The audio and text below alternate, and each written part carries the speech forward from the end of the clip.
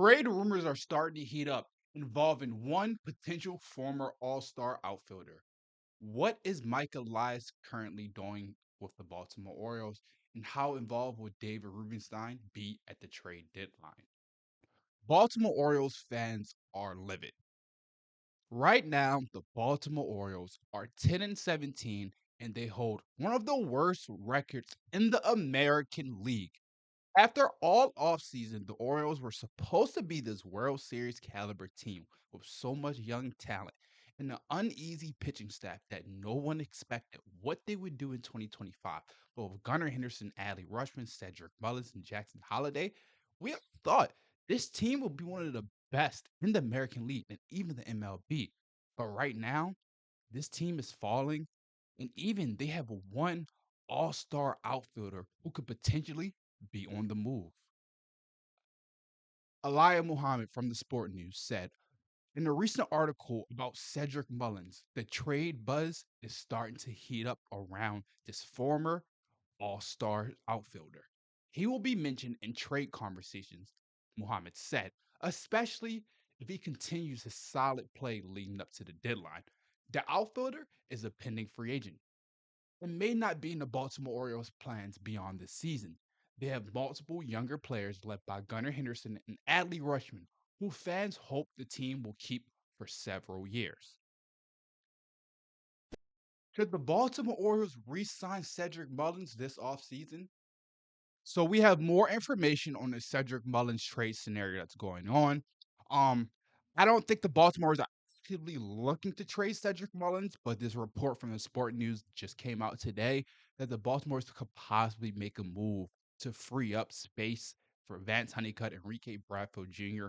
in the future. And we're also going to talk about Cedric Mullins' contract situation and why I think the smart decision for the Orioles to be is just to re-sign Cedric Mullins. It makes sense. So let's take a deeper look into this article.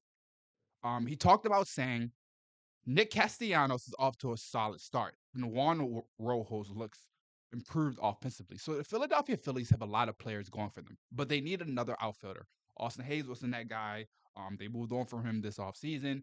They need another guy. But you look at Cedric Mullins' numbers right now: 279, 421, 547 with 6 home runs. Remember, he was an all-star in 2021. He went 30 for 30. So Cedric Mullins has been very good this year. He's been the Baltimore.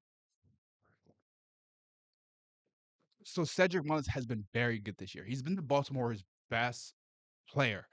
And if we're looking for trade scenarios, Baltimore's have to make a trade. At some way, you have to get a trade and start making this team better. Because at this point, you're 10 and 17. You're one of the worst records in baseball.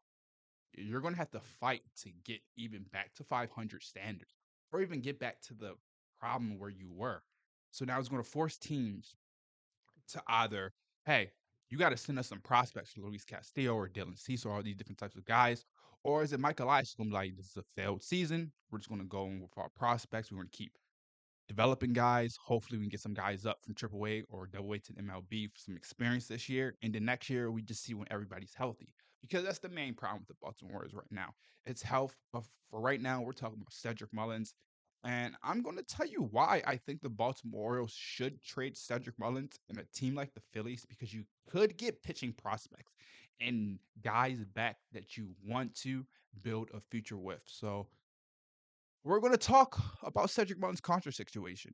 And I was looking at his contract situation. I know he's a free agent. And I was looking at what is his projected contract situation compared to everyone else. Wrong tab. So Cedric Mullins right now is projected to land a 4-year, $60 million contract. And the average salary a year is around $14-15 million a year. The Baltimore is going to pay that. Yes. You haven't paid no one. You haven't paid anything. The guy that you've paid is Tyler O'Neill. You haven't extended none of your young talents. You haven't done anything. So you're in this position now. Do you want to re-sign Cedric Mullins, or do you want to wait for Enrique Bradfield Jr., Vance Honeycutt, and then bring different types of guys? Because you don't know what's going on with Tyler O'Neill. I mean, Tyler O'Neill was okay this year, started the year great. He got hurt. Now he's on the IL, and we talked about this all off season. Tyler O'Neill, injuries has always been a problem with him, and then it's starting to come again. So it's been like nothing is going right for the Baltimore Orioles, and I think they just have to start stacking up players because at some point, these prospects don't mean anything. You have two outfield prospects in Enrique Bradfield Jr. and Vance Honeycutt, who are probably your highest outfield prospects other than Dylan Beavers. Those three guys, do you think all three of them are going to play in the MLB at the same time? I don't think. I think Vance Honeycutt has natural ability, and very good talent to be an all-star, potential really good player in the MLB. Just has to develop some more. He's very good at North Carolina when he was in college, one of the best players in college baseball. Enrique Bradfield Jr. was very good at bandy, one of the fastest players in professional baseball. Power we saw it come out this spring, so Enrique is doing things different good. So I feel like the Baltimore is in a good spot. Cedric Mullins and everything that's going on. But for right now, I think the best situation is to sign him to a 4-year, $56 million contract extension. 4 years, 3 years, 45, 50 million, something like that. Get Cedric Mullins back on this team. He's only 30 years old, still has a lot left in his career. I still think he's in the prime of his career, as he is the Baltimore's best player right now.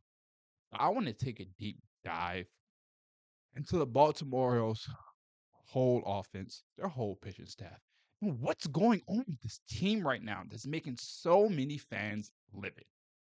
What's the current state of the Baltimore Orioles, and should fans be worried? I'm going to be honest, the Orioles are not making the playoffs. They're not a playoff team.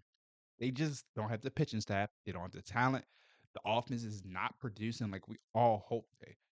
I remember I told you guys earlier this offseason, the only way the Baltimores were going to be successful this season if their pitching staff took that step.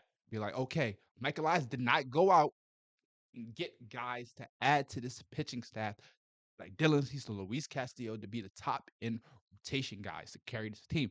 So he put the trust in Albert Suarez, Kay Povich, Dean Kramer, Grayson Rodriguez, and he got hurt. Zach Eflin, he got hurt. So it's feel like the Baltimore has just been running out of luck. And there was another stat. I can't pull it up on here, but I saw it. I have it right here from analytics.com. Is a good MLB account that goes around all the analytics of the game, and they told me the Baltimore Orioles ranked third in the hardest hit balls in the majors, and first in the most unlucky plays. And which that means is the Baltimore's hit the ball hard. Exit velocity 105, 115, 110, 105. Gunnar Henderson 115, Adley Rutschman 110. Jackson Holliday even 107. These guys are hitting the ball hard. It's just not falling. And I feel like they're getting to a deeper point of the season is that you have to command something. And for the Baltimore Orioles, it's time to go now. This team is more talented than it's ever been before. You have to start something. And this originally stems from Mike Elias because Mike Elias has not done enough. And fans have said it. And we were right. We were all right. Michael Elias did not do enough, and he knew that this team is now 10-17. There's not much more to say. You have to make a trade. You got to make moves. You got to change the lineup. You got to do something because it doesn't matter if your pitching staff goes out there 6 innings, 3 hits, 2 earned runs. If your offense can't produce and hit the ball, something has to change. And at some point, Michael Elias might be having to trade one of his best young players so the Baltimore Orioles can start to build a dynasty that we all hope they would. Thank you for joining the Orioles Digest. Once again, I'm your host, Kam Brice. Make sure you leave a like, comment, and subscribe. Stay updated with us. Turn the post notifications on. Me and John are giving you daily updates about the Baltimore Orioles every single day as we hope the Orioles will turn their season around very soon.